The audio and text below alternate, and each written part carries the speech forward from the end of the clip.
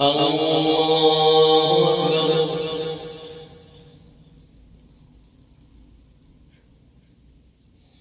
الحمد لله رب العالمين الرحمن الرحيم مالك يوم الدين إياك نعبد وإياك نستعين اهدنا الصراط المستقيم صراط الذين أنعمت عليهم غير المغضوب عليهم ولا الضالين آمين. وقال الذين لا يرجون لقاءنا لولا أنزل علينا الملائكة أو نرى ربنا لقد استكبروا في أنفسهم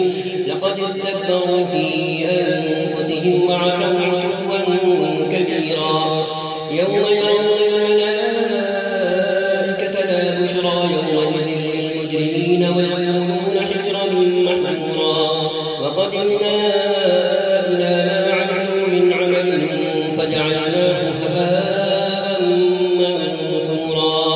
أصحاب الجنة يومئذ خير مستقرا وأحسن مقيلا. ويوم تشقق السماء بالغمام ونزل الملائكة تنزيلا.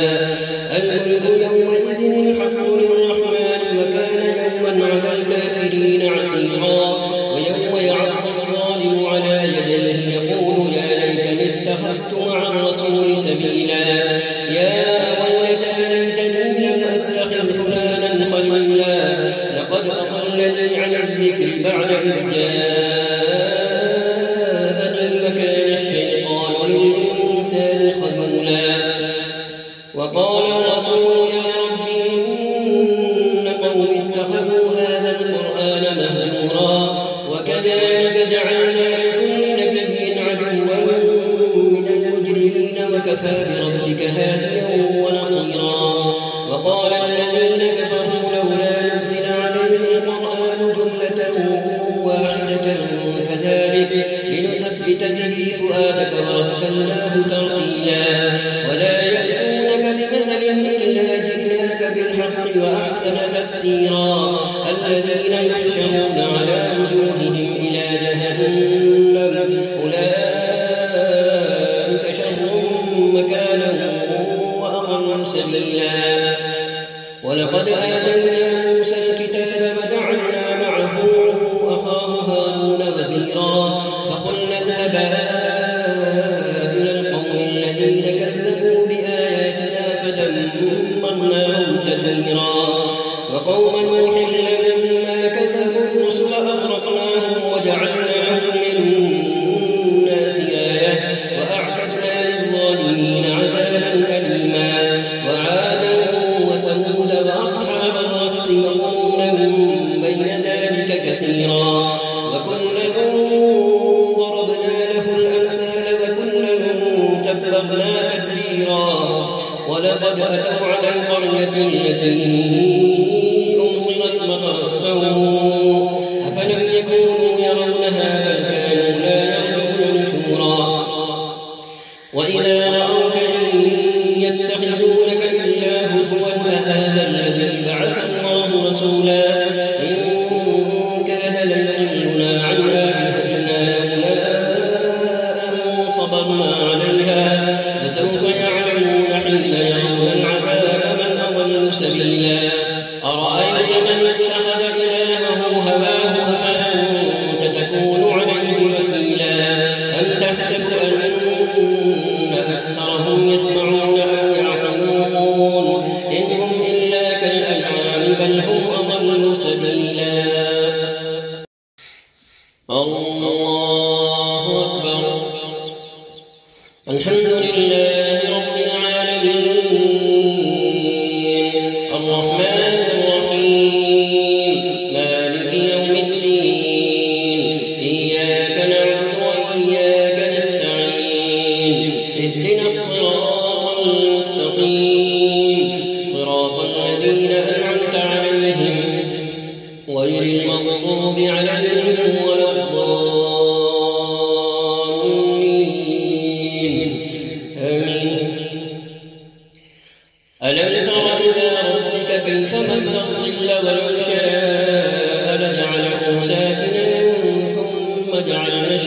عليه دليلا ثم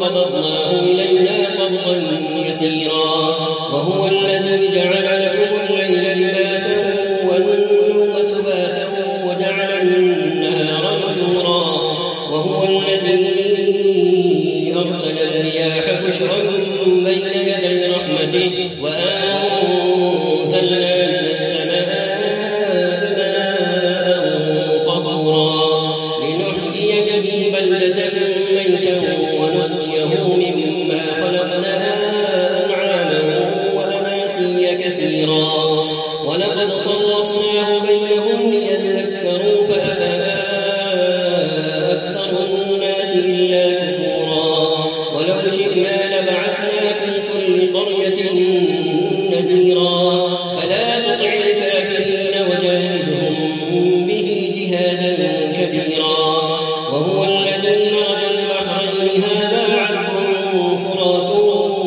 وهذا ملح أجاج وجعل بينهما برزخا وحجرا محجورا وهو الذي خلق من الماء بشرا فجعله نسبا وصهرا وكان ربك قديرا ويعبدون من دون الله ما لا ينفعهم ولا يضرهم وكان الكافر على ربه ظهيرا وما أرسلناك إلا مبشرا ونذيرا قل ما أسألكم عليه من أجر إلا من شاء أن يتخذ إلى ربه سبيلا وتوكل على الحي الذي لا يموت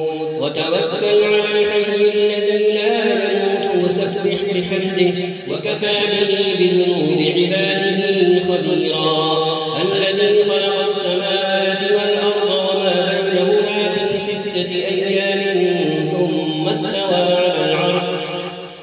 استوى على العرش الرحمن فاسأل به خبيرا وإذا قيل لهم اسجدوا للرحمن قالوا وما الرحمن أنسجد لما تأمرنا وزادهم نفورا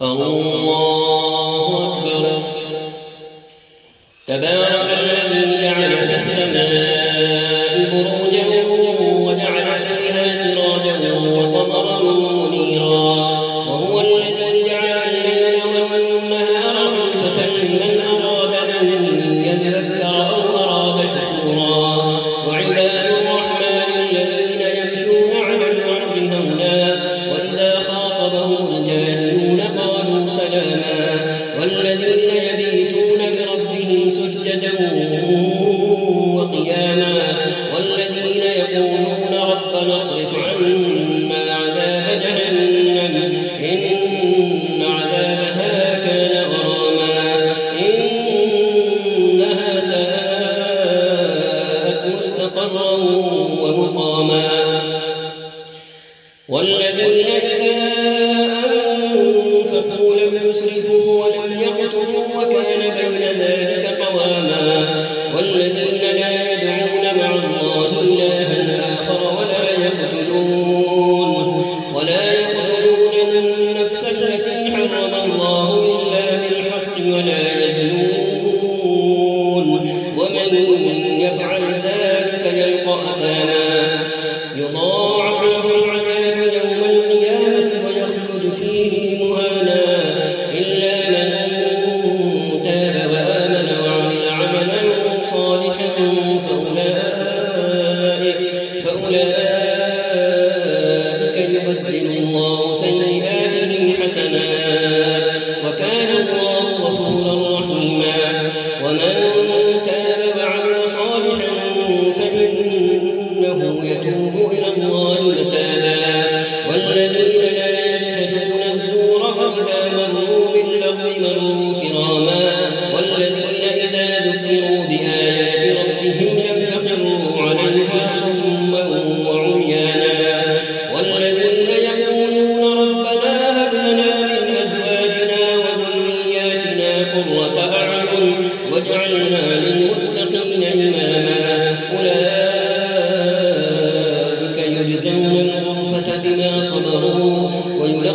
فيها تحية وسلاما خالدين فيها حسنت مستقرا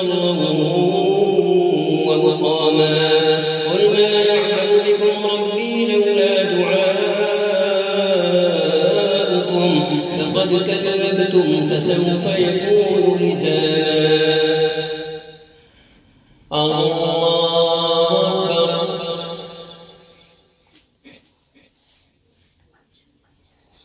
الحمد لله رب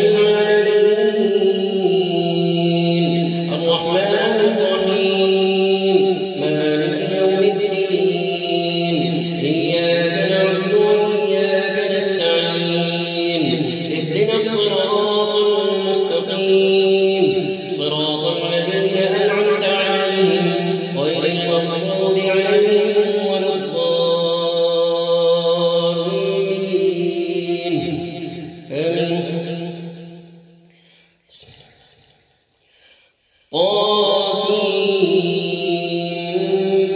طاسيم تلك آيات الكتاب المبين لعلك باخع نفسك ألا يكونوا مؤمنين إن نشأ ننزل عليهم من السماء آية فظلت أعناقهم لها خاضعين وما يأتيهم من ذكر من الرحمن محدث إلا كانوا عنه معرضين فقد كذبوا فسيأتيهم أنباء ما كانوا به يستهزئون أولم يروا إلى الأرض كم أنبتنا فيها من كل زوج كريم إن في ذلك لآية وما كان أكثرهم مؤمنين وإن ربك لهو العزيز الرحيم. وإذ نادى ربك موسى أن ائت القوم الظالمين قوم فرعون ألا يتقون قال رب إني أخاف أن يكذبون ويضيق صدري ولا ينطلق لساني فأرسل إلى هارون ولهم علي ذنب فأخاف أن يقتلون قال كلا فاذهبا بآياتنا إنا معكم مستمعون فأتيا فرعون فقولا إنا رسول رب العالمين أن أرسل معنا بني إسرائيل قال ألم نربك فينا وليدا ولبثت فينا من عمرك سنين وفعلت فعلتك التي فعلت وأنت من الكافرين قال فعلتها إذا وأنا من الضالين ففررت منكم لما خفتكم فذهب لي ربي حكما وجعلني من المرسلين وتلك نعمة تمنها علي أن عبدت بني إسرائيل قال فرعون وما رب العالمين قال رب السماوات والأرض وما بينهما إن كنتم موقنين قال لمن حوله ألا تستمعون قال ربكم ورب آبائكم الأولين قال إن رسولكم الذي أرسل إليكم لمجنون قال رب المشرق والمغرب وما بينهما إن كنتم تعقلون قال لئن اتخذت إلها غيري لأجعلنك من المسجونين قال أولو جئتك بشيء مبين قال فأت به كنت من الصادقين فألقى عصاه فإذا هي ثعبان مبين ونزع يده فإذا هي بيضاء للناظرين قال للملأ حوله إن هذا لساحر عليم يريد أن يخرجكم من أرضكم بسحره فماذا تأمرون قالوا أرجه وأخاه وابعث في المدائن حاشرين يأتوك بكل سحار عليم فجمع السحرة لميقات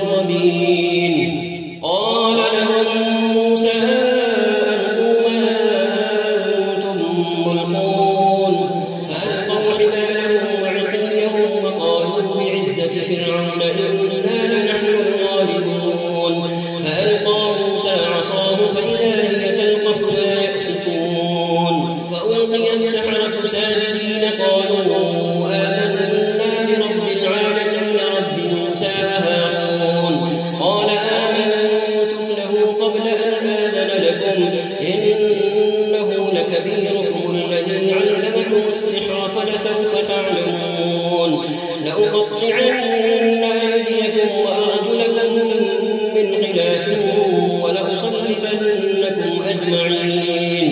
قالوا لا ضير إنا إلى ربنا منقلبون. إنا نطمع أن يغفر لنا ربنا خطايانا أن كنا أول المؤمنين. الله أكبر. الحمد لله رب العالمين الرحمن الرحيم مالك يوم الدين إياك نعبد وإياك نستعين اهدنا الصراط المستقيم صراط الذين أنعمت عليهم غير المغضوب عليهم ولا الضالين.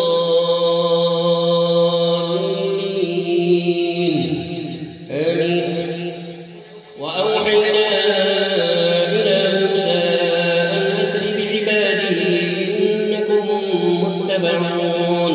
فأرسل فرعون في المدائن حاشرين إن هؤلاء لشرذمة قليلون وإنهم لنا لغائظون وإنا لجميع حاذرون. فأخرجناهم من جنات وعيون وكنوز ومقام كريم. كذلك وأورثناها بني إسرائيل فأتبعوهم مشرقين. فلما تراءى الجمعان قال أصحاب موسى إنا لمدركون. قال كلا إن معي ربي سيهدين. فأوحينا إلى موسى أن اضرب بعصاك البحر فانفلق فكان كل فرق كالطود العظيم. وأزلفنا ثم الآخرين وأنجينا موسى ومن معه أجمعين ثم أغرقنا الآخرين. إن في ذلك لآية وما كان أكثرهم مؤمنين وإن ربك لهو العزيز الرحيم. الله أكبر.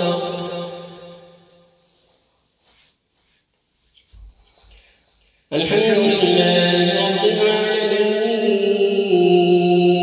الرحمن الرحيم مالك يوم الدين إياك نعبد وإياك نستعين اهدنا الصراط المستقيم صراط الذين أنعمت عليهم غير المغضوب عليهم ولا الضالين. آمين. واتل عليهم نبأ إبراهيم إذ قال لأبيه وقومه ما تعبدون. قالوا نعبد أصناما فنظل لها عاكفين. قال هل يسمعونكم إذ تدعون أو ينفعونكم أو يضرون. قالوا بل وجدنا آباءنا كذلك يفعلون. قال أفرأيتم ما كنتم تعبدون أنتم وآباؤكم الأقدمون فإنهم عدو لي إلا رب العالمين الذي خلقني فهو يهدين والذي هو يطعمني ويسقين وإذا مرضت فهو يشفين والذي يميتني ثم يحيين والذي أطمع أن يغفر لي خطيئتي يوم الدين. رب هب لي حكما وألحقني بالصالحين واجعل لي لسان صدق في الآخرين واجعلني من ورثة جنة النعيم واغفر لأبي إنه كان من الضالين ولا تخزني يوم يبعثون يوم لا ينفع مال ولا بنون إلا من أتى الله بقلب سليم. وأزلفت الجنة للمتقين وبرزت وبرزت الجحيم للغاوين وقيل لهم أين ما كنتم تعبدون من دون الله هل ينصرونكم أو ينتصرون فكبكبوا فيها هم والغاوون وجنود إبليس أجمعون قالوا وهم فيها يختصمون تالله إن كنا لفي ضلال مبين إذ نسويكم برب العالمين وما أضلنا إلا المجرمون فما لنا من شافعين ولا صديق حميم فلو أن لنا كرة فنكون من المؤمنين إن في ذلك لآية وما كان أكثرهم مؤمنين وإن ربك لهو العزيز الرحيم الله أكبر الحمد لله رب العالمين الرحمن الرحيم مالك يوم الدين إياك نعبد وإياك نستعين اهدنا الصراط المستقيم صراط الذين أنعمت عليهم غير المغضوب عليهم ولا الضالين آمين كذبت قوم نوح المرسلين إذ قال لهم أخوهم نوح ألا تتقون إني لكم رسول أمين فاتقوا الله وأطيعون وما أسألكم عليه من أجر إن أجري إلا على رب العالمين فاتقوا الله وأطيعون قالوا أنؤمن لك واتبعك الأرذلون قال وما علمي بما كانوا يعملون إن حسابهم إلا على ربي لو تشعرون وما أنا بطارد المؤمنين إن أنا إلا نذير مبين قالوا لئن لم تنته يا نوح لتكونن من المرجومين قال رب إن قومي كذبون فافتح بيني وبينهم فتحا ونجني ومن معي من المؤمنين فأنجيناه ومن معه في الفلك المشحون ثم أغرقنا بعد الباقين إن في ذلك لآية وما كان أكثرهم مؤمنين وإن ربك لهو العزيز الرحيم الله أكبر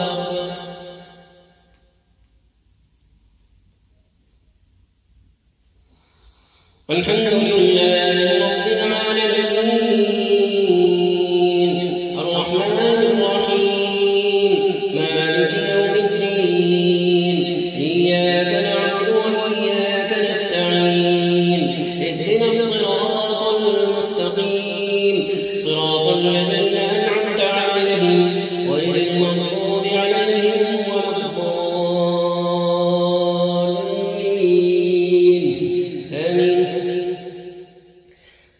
كذبت عاد المرسلين إذ قال لهم أخوهم هود ألا تتقون إني لكم رسول أمين فاتقوا الله وأطيعون وما أسألكم عليه من أجر إن أجري إلا على رب العالمين أتبنون بكل ريع آية تعبثون وتتخذون مصانع لعلكم تخلدون وإذا بطشتم بطشتم جبارين فاتقوا الله وأطيعون واتقوا الذي أمدكم بما تعلمون أمدكم بأنعام وبنين وجنات وعيون إني أخاف عليكم عذاب يوم عظيم قالوا سواء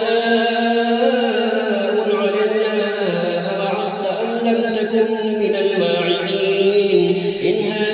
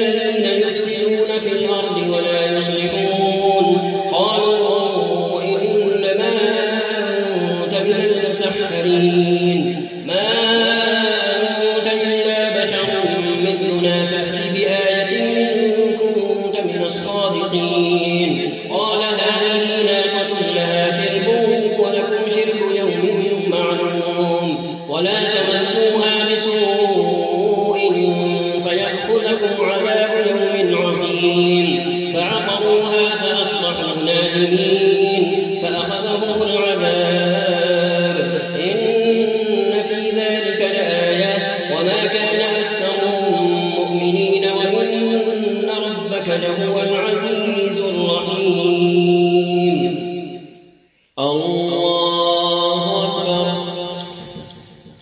الحمد لله رب العالمين الرحمن الرحيم مالك يوم الدين إياك نعبد وإياك نستعين اهدنا الصراط المستقيم صراط الذين أنعمت عليهم غير المغضوب عليهم ولا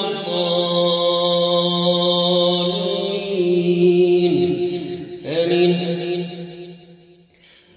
كذبت قوم لوط المرسلين إذ قال لهم أخوهم لوط ألا تتقون إني لكم رسول أمين فاتقوا الله وأطيعون وما أسألكم عليه من أجر إن أجري إلا على رب العالمين أتأتون الذكران من العالمين وتذرون ما خلق لكم ربكم من أزواجكم بل أنتم قوم عادون قالوا لئن لم تنته يا لوط لتكونن من المخرجين قال إني لعملكم من القالين رب نجني وأهلي مما يعملون فنجيناه وأهله أجمعين إلا عجوزا في الغابرين ثم دمرنا الآخرين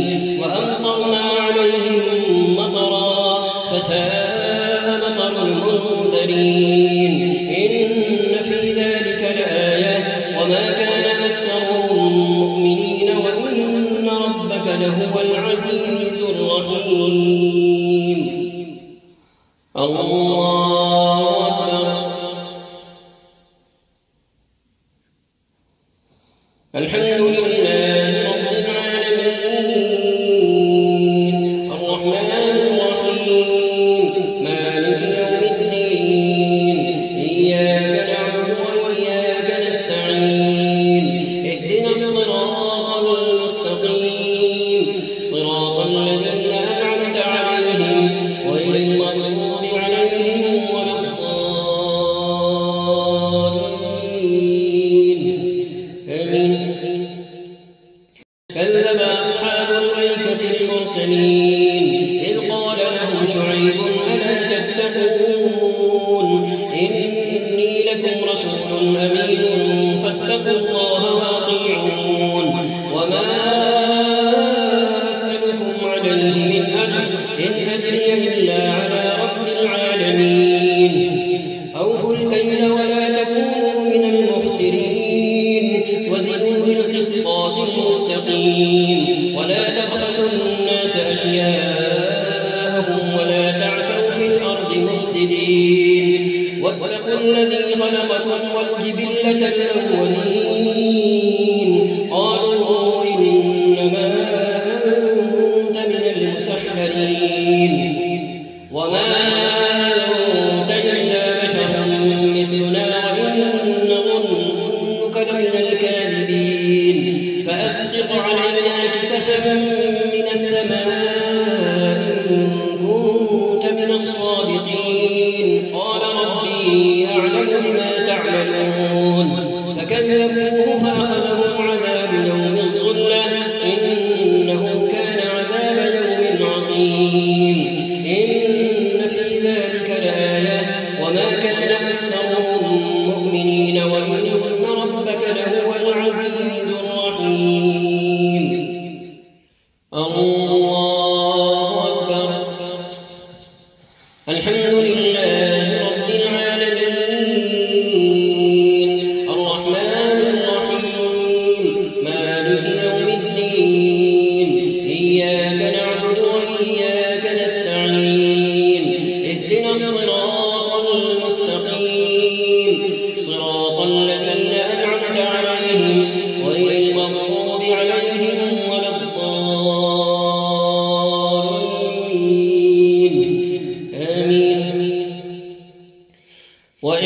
وإنه لتنزيل رب العالمين نزل به الروح الأمين على قلبك لتكون من المنذرين بلسان عربي مبين وإنه لفي زبر الأولين أولم يكن لهم آية أن يعلمه علماء بني إسرائيل ولو نزلناه على بعض الأعجمين فقرأه عليهم ما كانوا به مؤمنين كذلك سلكناه في قلوب المجرمين لا يؤمنون به حتى يروا العذاب الأليم فيأتيهم بغتة وهم لا يشعرون فيقولوا هل نحن منظرون أفبعذابنا يستعجلون أفرأيت إن متعناهم سنين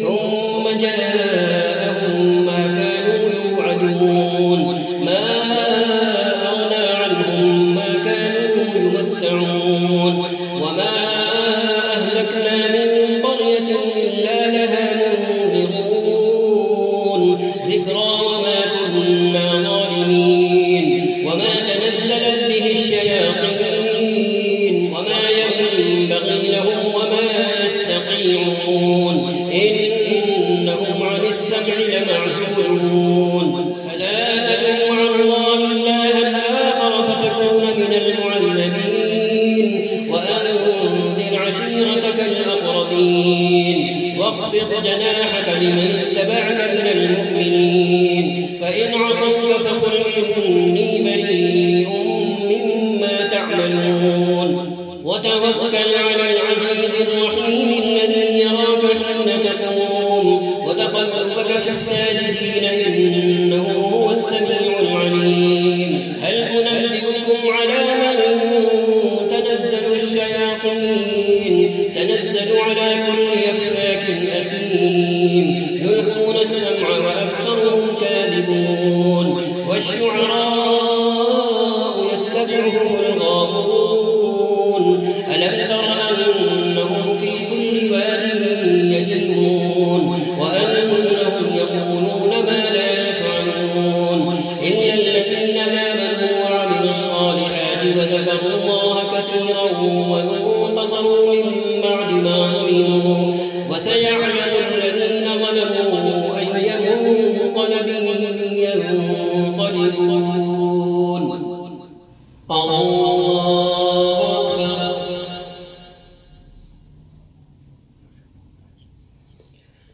الحمد لله رب العالمين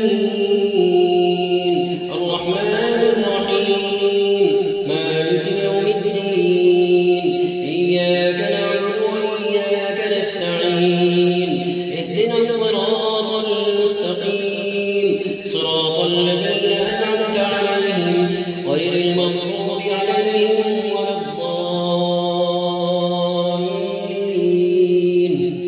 آمين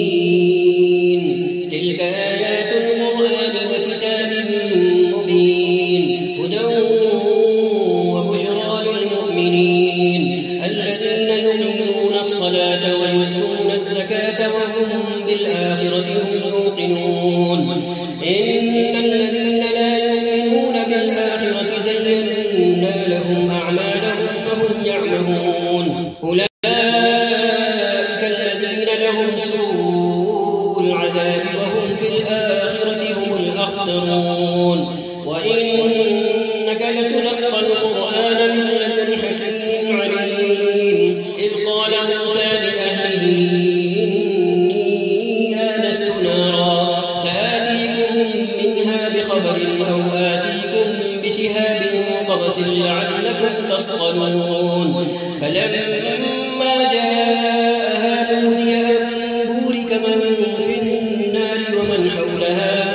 وسبحان الله رب العالمين يا موسى إنه أنا الله العزيز الحكيم وألق عصاك فلما رآها تهتز كأنها جان ولا مدبرا ولم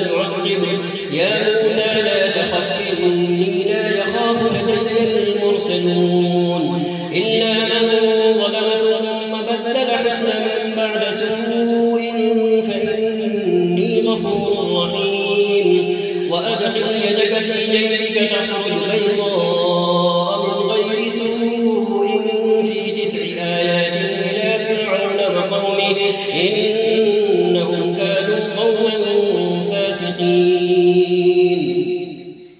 الله أكبر. الحمد لله رب العالمين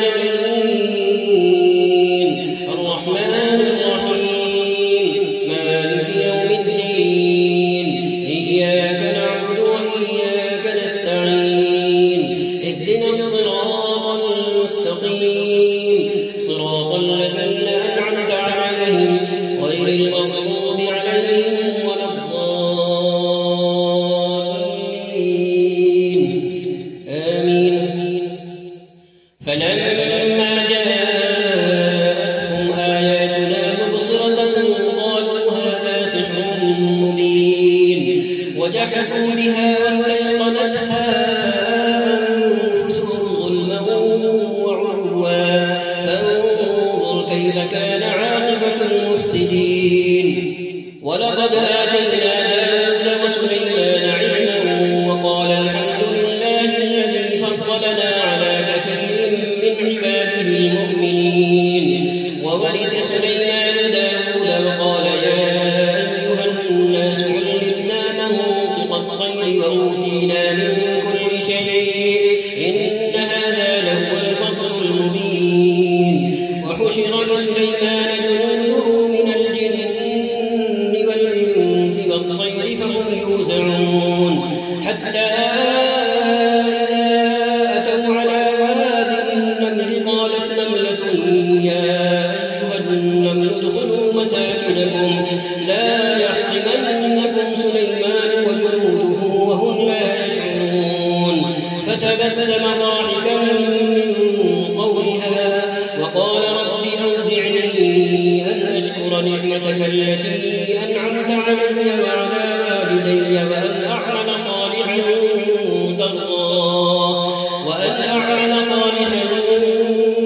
ترضاه وأدخلني برحمتك في عبادك الصالحين.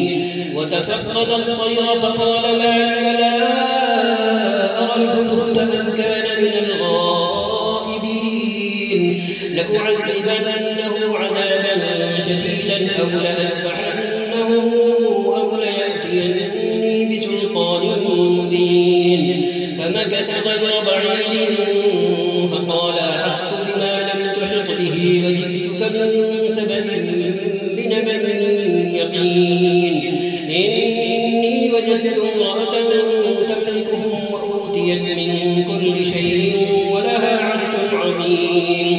وجدتها وقومها يسجدون للشمس من دون الله وزين لهم الشيطان أعمالهم فصدهم عن السبيل فهم لا يهتدون. ألا يسجدوا لله الذي يخرج الخبأ في السماوات والأرض ويعلم ما تخفون وما تعلنون. الله لا إله إلا هو رب العرش العظيم. الله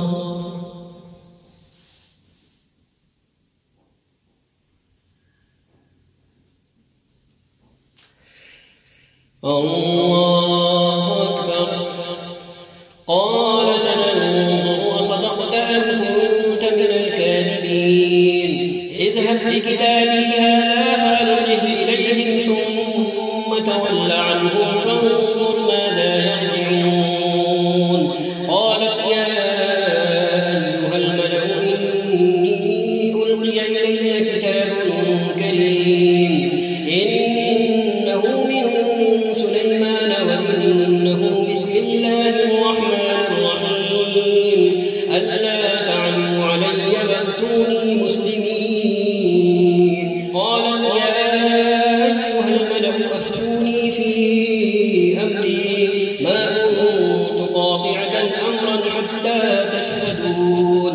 قالوا نحن أولو قوة وأولو بأس شديد والأمر إليك فانظري ماذا تأمرين. قالت إن الملوك إذا دخلوا قرية فأفسدوها وجعلوا أعزة أهلها أذلة وكذلك يفعلون وإني مرسلة إليهم بهدية فناظرة بما يرجع المرسلون. الله أكبر.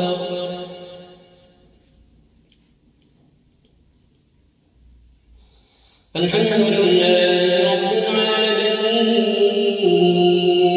الرحمن الرحيم مالك يوم الدين إياك نعبد وإياك نستعين اهدنا الصراط المستقيم صراط الذين أنعمت عليهم غير المغضوب عليهم ولا الضالين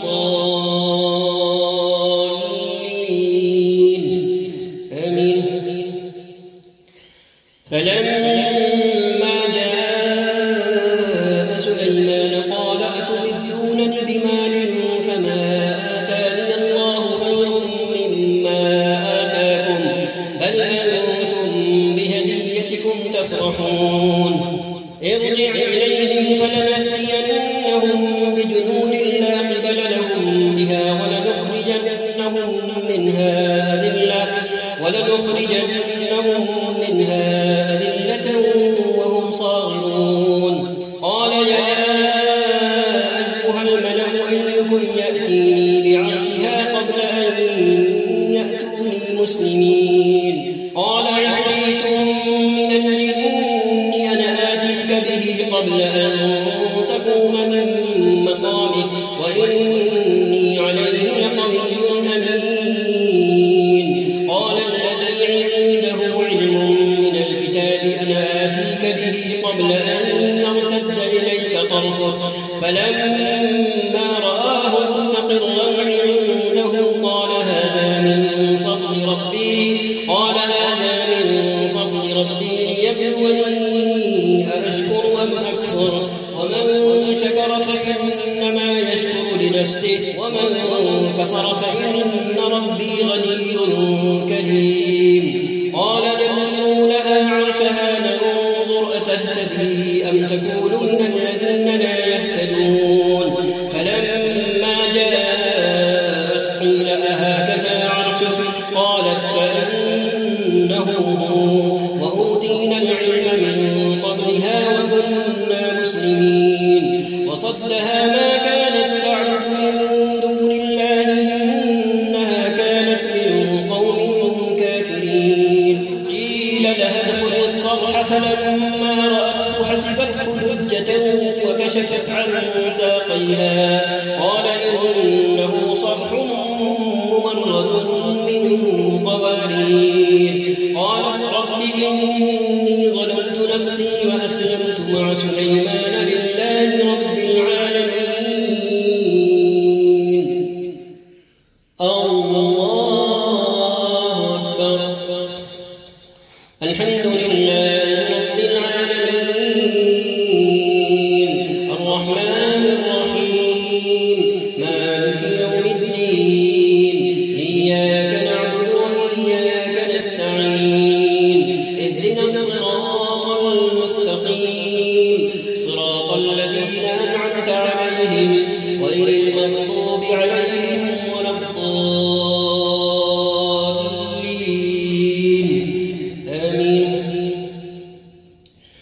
ولقد أرسلنا إلى ثمود أخاهم صالحا أن اعبدوا الله فإذا هم فريقان يختصمون. قال يا قوم لم تستعجلون بالسيئة قبل الحسنة لولا تستغفرون الله لعلكم ترحمون. قالوا طيرنا بك وبمن معك قال طائركم عند الله بل أنتم قوم تفتنون. وكان في المدينة 9 رهط يفسدون في الأرض ولا يصلحون. قالوا تقاسموا بالله لنبيتنه وأهله ثم لنقولن لوليه ما شهدنا مهلك أهله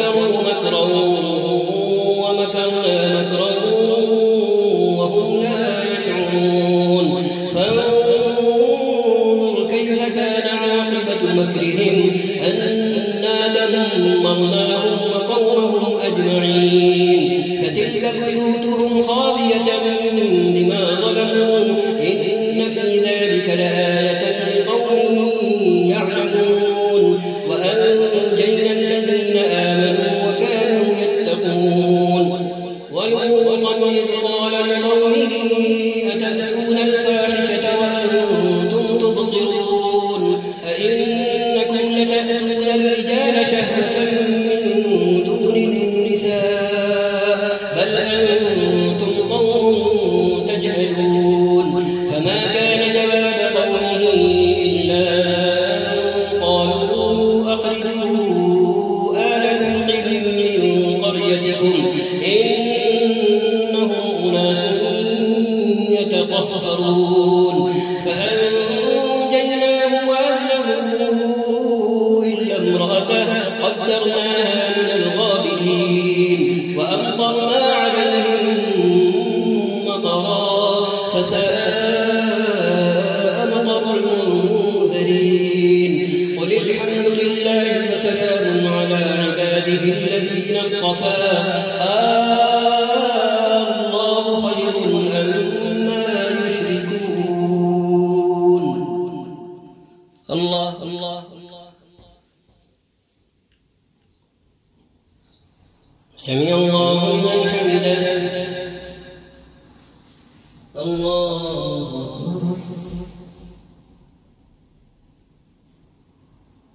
الله أكبر الله أكبر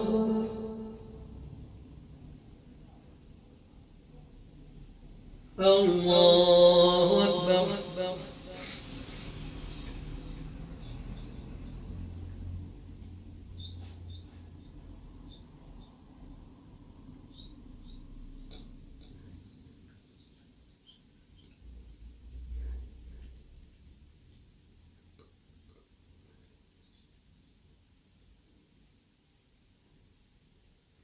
السلام عليكم ورحمة الله. السلام عليكم ورحمة الله.